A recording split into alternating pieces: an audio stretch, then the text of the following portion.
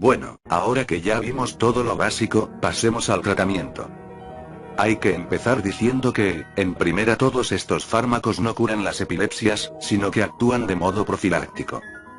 Y en segunda, cada tipo de epilepsia tiene un fármaco en concreto. Si se dieron cuenta cuando puse los cuadros, en la parte derecha hay una escala terapéutica para cada tipo de convulsión, pero si no los vieron no se mortifiquen, pondré las indicaciones en las tablas que verán a continuación. Y en tercera, cada antiepiléptico maneja un rango óptimo de concentraciones plasmáticas para asegurar una prevención de un ataque epiléptico, también los pondré en las tablas. Y como me gusta hacer, veremos los fármacos desde los más antiguos, hasta los más nuevos. Pero antes tenemos que ver unas pautas para la selección de un fármaco antiepiléptico. En primera, les insisto, cada tipo de crisis tiene una escala terapéutica de fármacos a seleccionar. El perfil farmacocinético también es otro punto a considerar. A lo largo del vídeo iré diciendo las interacciones farmacocinéticas de cada uno de los fármacos antiepilépticos, con ello algunos fármacos pueden indicarse como coadyuvantes si no hay interacciones farmacocinéticas, con ello digo que algunas combinaciones de fármacos sí se pueden usar, mientras que otras no. Y no hay que dejar pasar por alto que la dosis se calcula en función de la edad y peso del paciente. También, en la gran mayoría de los casos se requiere aumentar la dosis cada 2 semanas. Y repito, cada antiepiléptico exige encontrar los niveles plasmáticos eficaces para obtener una respuesta exitosa al fármaco. Y los efectos adversos se prefieren como lo último a considerar, pero tampoco están exentos de ser considerados en la selección de un tratamiento. Teniendo esto en cuenta, vamos a ello. El primer tratamiento para las epilepsias fueron los barbitúricos, de ellos el padre es el fenobarbital, del le siguen el pentobarbital y el secobarbital. Actualmente, todos los barbitúricos han caído en desuso. El pentobarbital se usa para inducir hipnosis en animales pequeños de laboratorio, y el fenobarbital se usa como anticonvulsivo de reserva, puesto que la línea de fármacos que reemplazaron a los barbitúricos son las benzodiazepinas. Pude hablar de los barbitúricos en el vídeo antepasado, pero como dije, los barbitúricos cayeron en desuso, y pocos son utilizados hoy en día, pero como anticonvulsivos más que hipnóticos o sedantes, e incluso en muchos casos los barbitúricos son usados en la eutanasia. El núcleo de los barbitúricos se trata de una pirimidintriona, y son conocidos porque su sobredosis es potencialmente peligrosa. De hecho, la actriz Marilyn Monroe y el guitarrista Jimi Hendrix murieron por sobredosis de barbitúricos. Los barbitúricos se unen a un receptor situado entre las subunidades alfa y beta del receptor omega 1 de GABA A diferencia de las benzodiazepinas que se ligan al receptor situado en las subunidades alfa y gamma, del receptor omega 2 de GABA A. De ahí ya saben el resto. El barbitúrico al unirse a su respectivo sitio y activar al receptor, abre el canal aumentando la conductancia de cloruro al interior de la neurona, y llevando el voltaje al resto de la neurona, produciendo el mismo mecanismo que el de las benzodiazepinas, sedación. Es decir que actúa como ansiolítico pero con efectos mucho menores a las benzodiazepinas, y actúa en dosis altas como un anestésico.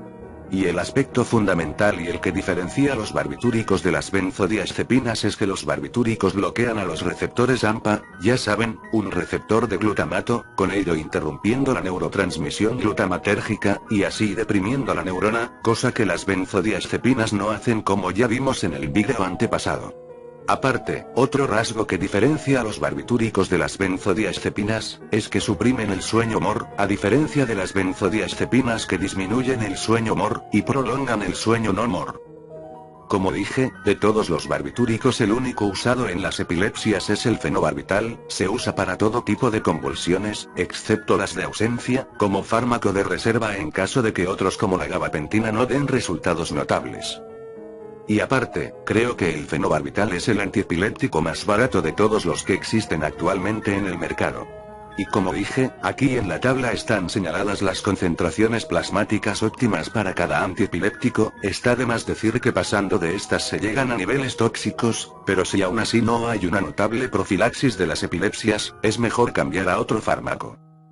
Y como ya vimos el vídeo antepasado, las benzodiazepinas también son utilizadas a modo de anticonvulsivantes. De ellas, como dije en aquel vídeo, el que tenía el mayor efecto anticonvulsivo es el clonazepam, seguido del clobazam y el lorazepam. Ya saben, las benzodiazepinas únicamente se ligan a su receptor, activando el receptor GABA e incrementando la conductancia del cloruro, con ello hiperpolarizando las neuronas contrarrestando la actividad excitatoria.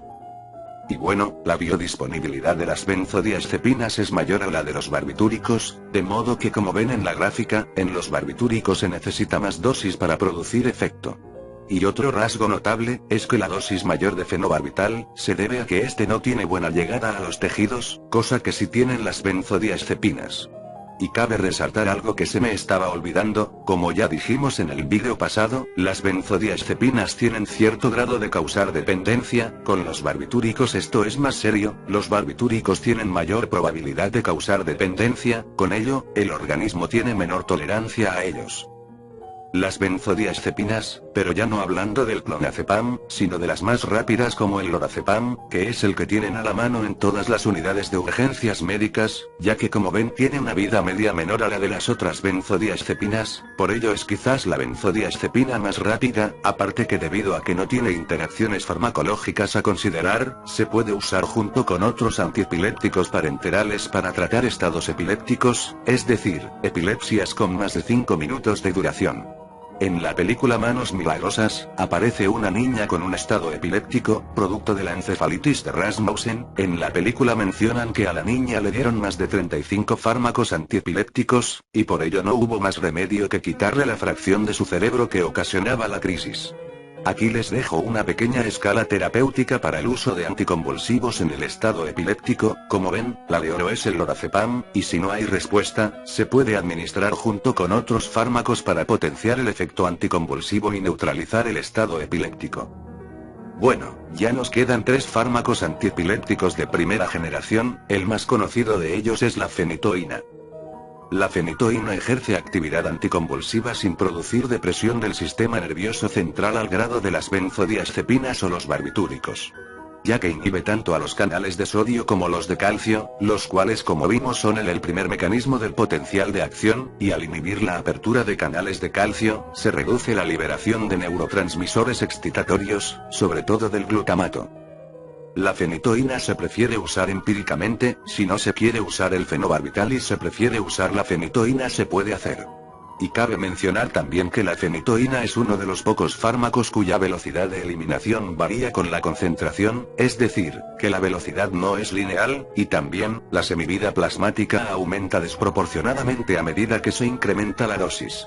Y como saben la mayoría, la fenitoína es un potente inductor de casi todas las enzimas del citocromo 450, creo que eso ya lo vimos cuando hablamos del metabolismo farmacocinético, por ello, la fenitoína puede inducir la desintegración temprana de muchos fármacos, unos de ellos son los anticonceptivos orales, o bien, otros fármacos que se metabolizan por el citocromo pueden inhibir el metabolismo de la fenitoína, como los inhibidores de la recaptación de serotonina.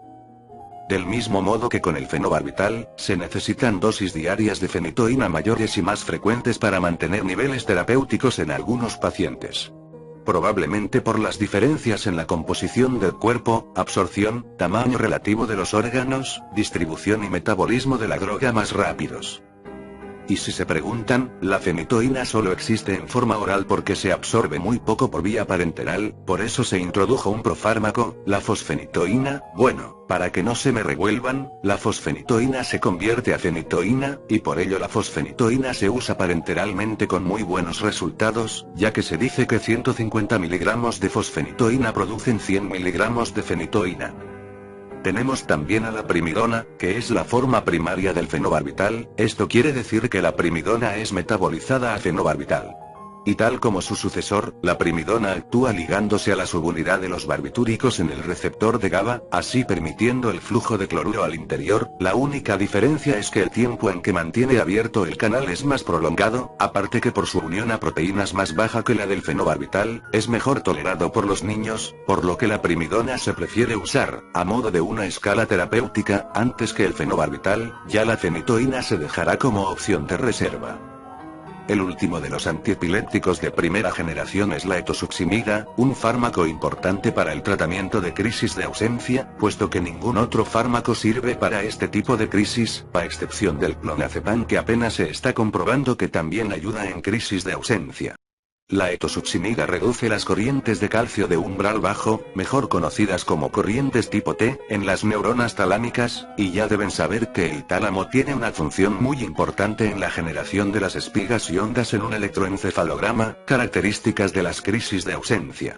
La etosuximida tiene la absorción más completa, es el mejor tolerado por los niños, y también es la que alcanza las concentraciones plasmáticas más rápidamente, no se une demasiado a las proteínas, pero, los efectos tóxicos son más marcados, de modo que se prefiere dividir la dosis en muchas tomas al día, pero en fin, a pesar de que a este fármaco se le incrementa mucho la dosis, he visto a algunos adultos que toman hasta 1 gramo completo de este fármaco, pero mientras no pase de ahí, es muy buen tratamiento para las crisis de ausencia, a pesar de los múltiples efectos adversos que conlleva su uso, entre ellos los gastrointestinales, la somnolencia, también anomalías sanguíneas que se pueden ver en un hemograma, y como los demás antiepilépticos, pensamientos suicidas, en algunos casos mayores en contraste con el uso de carbamazepina u oxcarbazepina. Ahora bien, pasando a los antiepilépticos de segunda generación, que aparecieron en torno a la década de los 70, tenemos al más conocido de todos los antiepilépticos, junto con la fenitoína, la carbamazepina. La carbamazepina bloquea los canales de sodio responsables de la propagación del potencial de acción, otorgando efectos pero muy parecidos a los de la fenitoína. Y bueno, a diferencia de la fenitoína, la carbamazepina se absorbe con mucha lentitud, su biodisponibilidad no se ve afectada por los alimentos, además que es altamente lipófilo, por lo que alcanza las concentraciones plasmáticas casi tan rápido como la etosuximida. La carbamazepina tiene muchos efectos adversos, casi tan marcados o aún más marcados que los de la etosuximida. Pero la carbamazepina no es tan tolerada por los niños, a diferencia de otros como el fenobarbital que sí lo son, por lo que, en niños se requieren dosis más altas de carbamazepina, o en su defecto, se prefiere sustituir la carbamazepina por otro fármaco. Aparte, que en aquellos pacientes que han sido tratados con fenitoína o barbitúricos, la carbamazepina está totalmente contraindicada. Y por los múltiples efectos adversos de la carbamazepina, mantener los niveles óptimos es vital, ya que hay un rango muy corto entre la concentración eficaz máxima y los efectos tóxicos de ella. La carbamazepina es creo el antiepiléptico más accesible, ya que es aún más barato que los barbitúricos, cuesta como $2 en los supermercados que tienen farmacias, eso si hablamos de los genéricos. Yo en cambio uso la carbamazepina de marca patentada, el famoso Tegretol, que muchos conocemos, el Tegretol cuesta más o menos $20. Y cabe mencionar que la carbamazepina, como muchos ya saben, es junto con la fenitoína uno de los inductores más potentes de las isoenzimas del citocromo P450, de modo que el metabolismo de otros fármacos que se administren será afectado, saliendo estos fármacos metabolizados antes de ejercer efecto, y por ello, las concentraciones plasmáticas de ellos se verán reducidas, pero de igual manera el metabolismo de la carbamazepina puede ser afectado por otros inhibidores de las isoenzimas, como la fluoxetina. Y bueno, sé que la carbamazepina, al igual que otros fármacos antiepilépticos, tienen propiedades tranquilizantes y estabilizadoras del estado de ánimo en el trastorno bipolar, al igual que otros trastornos de ansiedad, pero eso lo hablaremos en otro vídeo, por ahora estamos viendo la parte antiepiléptica. Y también hay que hablar del análogo de la carbamazepina, la oxcarbazepina, también inhibe los canales de sodio, pero en sí, lo que la diferencia de la carbamazepina, aparte su estructura química, es que es un inductor enzimático mucho menos potente que la carbamazepina. Como ven, la oxcarbazepina tiene mejores resultados que la carbamazepina, tiene mejor biodisponibilidad a pesar de requerir mayor dosis que la carbamazepina, su eliminación es más rápida, su unión a proteínas es menor por lo que deja más fármaco disponible para hacer efecto, tiene buena y mucho mejor llegada a tejidos que la carbamazepina, pero, otros fármacos, sean inductores como la carbamazepina o inhibidores como el ácido valproico, pueden afectar los niveles plasmáticos de la oxcarbazepina. Y finalmente, tenemos al ácido valproico, creo que es otro de los más conocidos, no tanto como la carbamazepina, pero sí conocido por sus presentaciones, ya que cuenta tanto con tabletas orales, como jarabe, y solución inyectable, y aparte que se usa en casi todas las formas de epilepsia, y algunos trastornos epilépticos complejos, como el síndrome de West, el síndrome de Dravet, el síndrome de Lennox-Gastaut, y la epilepsia rosa. El amplio espectro del ácido valproico, o sus sales sódica o magnésica, es debido a que su mecanismo es amplio, inhibe los canales de sodio de igual manera que la carbamazepina y la fenitoína, bloquea los receptores AMPA, inhibe los canales de calcio de igual manera que la etosuximida, y lo más importante, este fármaco actúa mucho en el GABA, impide la recaptación del GABA, estimula la enzima sintética del GABA, e inhibe las enzimas degradadoras, lo que aumenta los niveles de GABA, con ello deprimiendo las neuronas en mayor medida. El ácido valproico se absorbe con rapidez, a diferencia de la carbamazepina que se absorbe lento, y aparte el ácido valproico también alcanza las concentraciones plasmáticas rápidamente, en algunos casos en torno a 1 hora se obtienen las concentraciones máximas, pero los alimentos interfieren mucho con su absorción, y aparte, casi todo el valproato sufre metabolismo hepático, muy poca fracción se excreta sin cambios, esto es debido a que es un sustrato con mucha afinidad de las enzimas uridinglucuroniltransferasa, ya saben, las encargadas de la fase 2 de la biotransformación del hígado.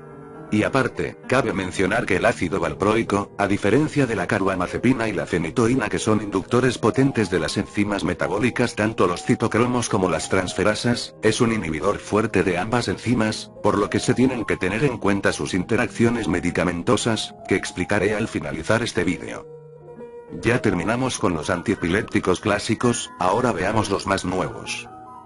Veamos primero los análogos del GABA, y de hecho el mismo nombre lo describe, la gabapentina y la pregabalina, ambos, la gabapentina y pregabalina, son ligandos de los receptores alfa-2 delta de los canales iónicos de calcio dependientes del voltaje, con ello disminuyendo la liberación del neurotransmisor, y así, los niveles de GABA aumentan en las neuronas.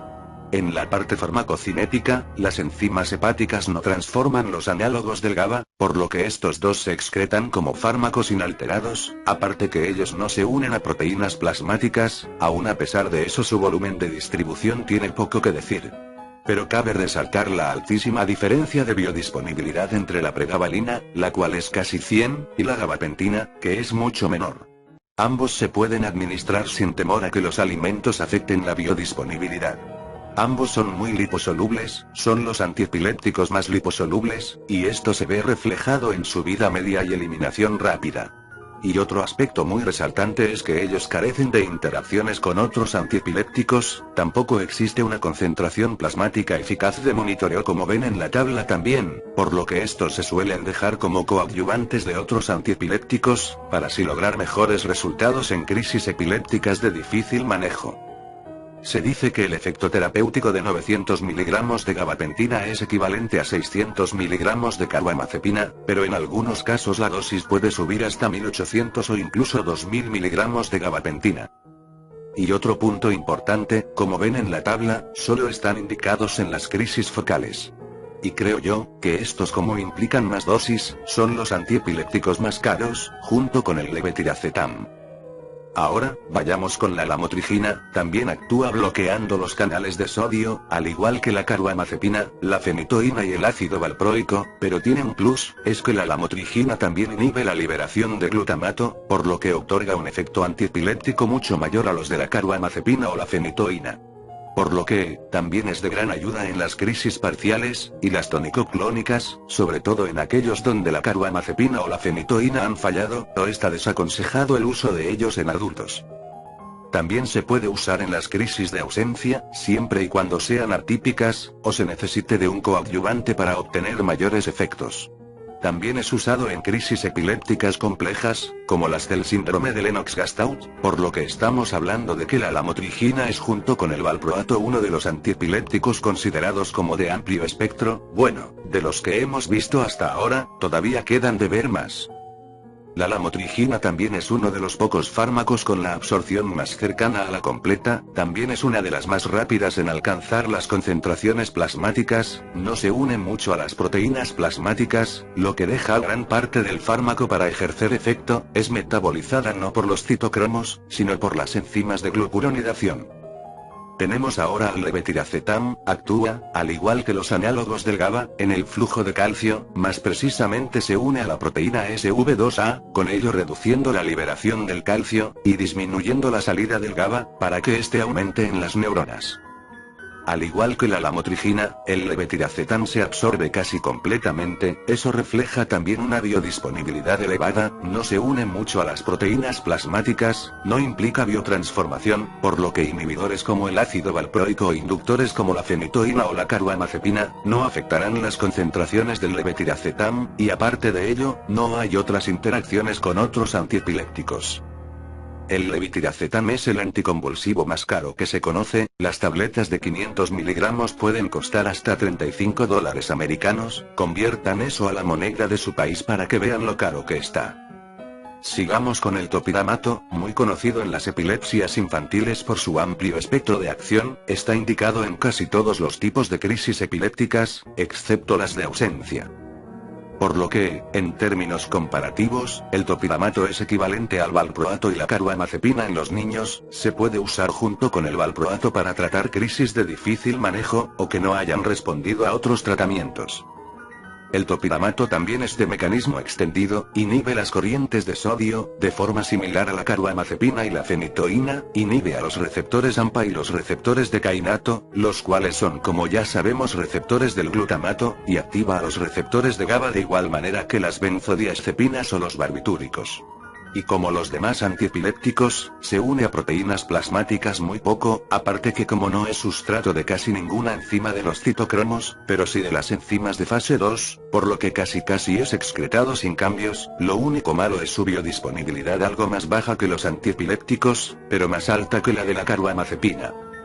A pesar de que las concentraciones plasmáticas del topiramato se ven afectadas con el uso simultáneo de valproato, estas no representan la gran cosa, solo menos del 10%, por lo que se pueden usar juntas en epilepsias que no hayan respondido a otros fármacos, en niños. Y finalmente, tenemos al equivalente de esta, pero en crisis focales que no hayan respondido a otros tratamientos, la vigabatrina, esta inhibe la transaminasa GABA, como vimos que es la responsable de degradar el GABA, por lo que los niveles de GABA aumentan en las glías y neuronas. Sé que hay otros antiepilépticos con blancos terapéuticos diferentes, la tiagabina es un inhibidor de la recaptura de GABA al actuar inhibiendo el transportador del GABA, la zonisamina y la lacosamina también inhiben los canales de sodio, pero ellos no son tan conocidos, en cambio todos los que he explicado hasta ahora son muy usados, por lo tanto se tiene información más completa de ellos. Ahora, vayamos a las interacciones, pero hablando más generalizadamente. Bueno, esto de las interacciones ya lo he explicado un poco a lo largo del vídeo, y aparte que estuvieron en las columnas de la derecha, pero, a modo más práctico, en este cuadro, pueden ver si el fármaco induce ya sea una isoenzima del citocromo, la encargada por excelencia de las reacciones de fase 1, o las enzimas uridinglucuroniltransferasas, enzimas de la fase 2. Esto ya les dice algo, los únicos fármacos que tendrán metabolitos activos, son los que inducen a las dos enzimas, como lo es el caso de la carbamazepina, la fenitoína, la oxcarbazepina, la primidona, y el fenobarbital. Ahora bien ya sabemos que la carbamazepina y la fenitoína son los inductores del citocromo y las enzimas de fase 2 más potentes, si la carbamazepina se toma antes, va a inducir las enzimas y a estimular el metabolismo de la fenitoína, provocando así un descenso evidente de la concentración de la fenitoína, por el contrario, la fenitoína reduce las concentraciones de la carbamazepina. Y en cuanto al fenobarbital, también hay algunas que hay que aclarar, también el fenobarbital es un potente inductor de los citocromos, pero no tanto como la carbamazepina o la fenitoína, por lo que, si se administra con otro fármaco como el ácido valproico, que como ven es un potente inhibidor de ambas enzimas tanto citocromos como UGTs, la concentración del fenobarbital se verá afectada, lo mismo para si el fenobarbital se administra con otro fármaco inhibidor fuerte, como lo es la oxcarbazepina. Así que, a modo de resumen tanto de lo que muestro en esta tabla como en las demás que he mostrado, si es que se fijaron en la columna de la derecha, los inductores potentes como la carbamazepina van a disminuir los niveles plasmáticos de otros antiepilépticos, y los inhibidores potentes como el ácido valproico van a aumentar la concentración plasmática de otros antiepilépticos. Y como bonus, los fármacos que no impliquen en biotransformación, como lo son la gabapentina, la pregabalina, el levetiracetam, no se verán afectados ya sea por los inhibidores, o los inductores. Y como siempre, estos fármacos siempre van acompañados de efectos adversos, pero nos vamos a ir por partes. El primero y el más conocido, como estamos hablando de que la mayoría de los fármacos antiepilépticos aumentan el nivel del GABA, o deprimen a las neuronas, el principal efecto adverso es la sedación, sobre todo en fármacos que se usan también como hipnóticos, como las benzodiazepinas o los barbitúricos, como dije en el vídeo donde hablé de ellos y ahora en este, la sedación es lo que, de cajón, hay que tener en cuenta. Pero en otros fármacos que no actúen tanto en el GABA, como la lamotrigina, la carbamazepina, y todos los demás que actúen en los canales de sodio, la sedación no es tan acentuada. He escuchado a mi profesor decir, que si se necesita algo para dormir mejor, y a la vez eso no sea tan fuertemente regulado como las benzodiazepinas, una carbamazepina puede ayudar. Les confirmaré esto, la carbamazepina ayuda a dormir al relajar las neuronas, pero, como suelo decir en mis vídeos, la carbamazepina no está orientada como sedante, y rápidamente uno se da cuenta que hay opciones mejores. Aparte, como ya les expliqué en el vídeo de las benzodiazepinas, los numerosos efectos adversos, que van desde cambios de humor, hasta reducción del estado de alerta, depresión, y problemas psiquiátricos, siempre se tienen que tener en cuenta. Aún así existen patologías epilépticas donde las benzodiazepinas son opción fiable. Ahora, uno de los síntomas neurocognitivos más frecuentes en casi todos los antiepilépticos, es el riesgo de suicidio. Esto sucede porque al deprimir el sistema nervioso, los niveles de otros neurotransmisores, como las catecolaminas disminuyen drásticamente, acarreando una depresión que puede conllevar a la ideación suicida, pero aún así, el suicidio no suele pasar en pacientes que reciban estos tratamientos. Dejando de lado los efectos adversos en la cognición, los antiepilépticos más fuertes y de amplio espectro, como el ácido valproico, la carbamazepina o la lamotrigina, pueden afectar a los niveles sea de glutamato o de GABA en otras regiones ajenas al sistema nervioso, como el sistema gástrico, acarreando desde vómitos, incremento del apetito, si se trata de los fármacos menos usados. Pero de igual manera, estos efectos adversos están controlados en la gran mayoría de casos.